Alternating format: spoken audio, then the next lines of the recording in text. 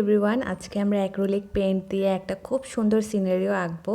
তো আমরা প্রথমেই ক্যানভাসটা খুলে নিয়েছি অ্যান্ড ক্যানভাসটা পুরোটা পানি দিয়ে ভিজিয়ে নিয়েছি।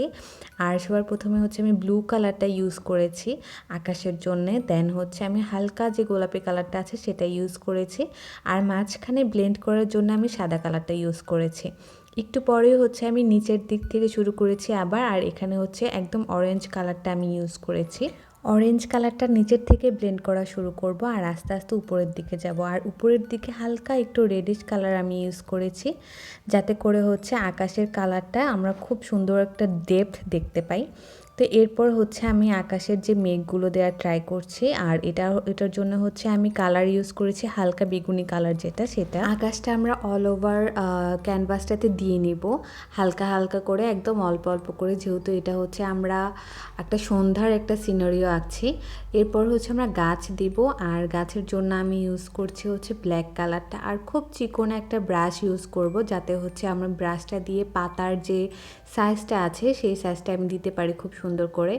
নিচের দিক থেকে শেষ হলে আমরা উপরের দিক থেকে দেওয়া শুরু করব। যেহেতু এটা একটা সন্ধ্যার সিনারিও, তাই আমি গাছের জন্য ব্ল্যাক কালারটা ইউজ করেছি। আপনারা চাইলে এটার বদলে আপনারা গ্রিন কালারটা ইউজ করতে পারেন।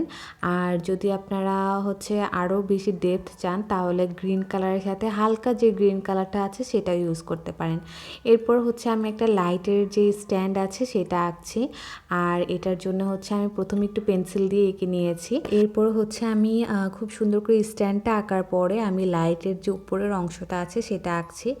আর এটা আঁকা হয়ে গেলে আমি লাইটটা আঁকবো। আর লাইটের জন্য আমি প্রথমে ভেবেছিলাম হোয়াইট কালারটা ইউজ করব। দেন আমি অনেকগুলো লেয়ার ইউজ করেছি, যাতে লাইটের অ্যাকচুয়াল কালারটা একটু আসে। যেমন প্রথমে আমি হলুদ কালারটা দিয়েছি, তারপর উপর দিয়ে আবার সাদা কালারটা দিচ্ছি, দেন আবার লাইট যে হলুদ কালারটা আছে সেটা ইউজ করছি, আবার সাদা কালারটা ইউজ করেছি। এভাবে আপনারা লাইটের যে একটা গ্লোয়িং একটা ইফেক্ট আসে সেই ইফেক্টটা আপনারা পেতে পারেন।